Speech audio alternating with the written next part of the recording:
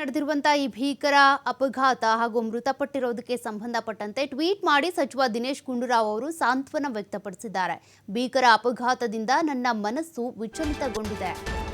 ಭೀಕರ ಅಪಘಾತದಲ್ಲಿ ಅಮಾಯಕರ ದಾರುಣ ಸಾವಾಗಿದೆ ಅಂತ ಹಾಸನದಲ್ಲಿ ನಡೆದ ದುರಂತಕ್ಕೆ ಸಂಬಂಧಪಟ್ಟಂತೆ ಸಚಿವ ದಿನೇಶ್ ಗುಂಡೂರಾವ್ ಅವರು ಟ್ವೀಟ್ ಮೂಲಕ ಸಾಂತ್ವನ ವ್ಯಕ್ತಪಡಿಸಿದ್ದಾರೆ. ಕ್ಯಾಂಟರ್ ಚಾಲಕ ಮದ್ಯ ಸೇವಿಸಿರುವುದರ ಬಗ್ಗೆ ಮಾಹಿತಿ ಇದೆ.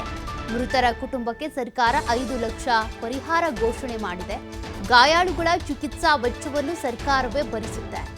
ಗಾಯಾಳುಗಳು ಗುಣಮುಖರಾಗಲಿ ಅಂತೇಳಿ ದಿನೇಶ್ ಗುಂಡೂರಾವ್ ಅವರು ಮಾತನಾಡಿದ್ದಾರೆ. ಅಂದರೆ ಟ್ವೀಟ್ ಮೂಲಕ ಅವರ ಸಾಂತ್ವನವನ್ನು ವ್ಯಕ್ತಪಡಿಸಿರೋದು. ಬೇಗ ಗುಣಮುಖರಾಗಲಿ ಗಾಯಾಳುಗಳು ಅಂತ ಪ್ರಾರ್ಥನೆ ಮಾಡ್ತೀನಿ ಅಂತೇಳಿ ಎಕ್ಸ್ ಖಾತೆಯಲ್ಲಿ ಟ್ವೀಟ್ ಮಾಡಿದ್ದಾರೆ. ದಿನೇಶ್ ಗುಂಡೂರಾವ್ ಅವರ ಎಕ್ಸ್ ಖಾತೆಯ ಟ್ವೀಟನ್ನು ನೀವು ಗಮನಿಸ್ತಾ ಇದ್ದೀರಾ. ಪ್ರಾಥಮಿಕ ಮಾಹಿತಿ ಪ್ರಕಾರ ಕ್ಯಾಂಟರ್ ಚಾಲಕ ಕುಡಿದ ಮತ್ತಿನಲ್ಲಿ ಈ ರೀತಿ ಮಾಡಿದ್ದಾನೆ ಅನ್ನೋದು ಗೊತ್ತಾಗಿದೆ. ಅದ್ರ ಬಗ್ಗೆ ತನಿಖೆ ಆಗ್ತಾ ಇದೆ.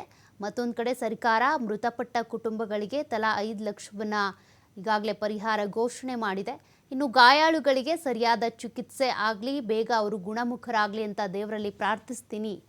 ಈ ಒಂದು ದುರ್ಮರಣ ಅಥವಾ ಈ ಅಪಘಾತದಿಂದಾಗಿ ನನ್ನ ಮನಸ್ಸು ವಿಚಲಿತಗೊಂಡಿದೆ ಅಂತ ದಿನೇಶ್ ಗುಂಡೂರಾವ್ ಅವರು ಎಕ್ಸ್ ಖಾತೆಯಲ್ಲಿ ಟ್ವೀಟ್ ಮಾಡಿದ್ದಾರೆ.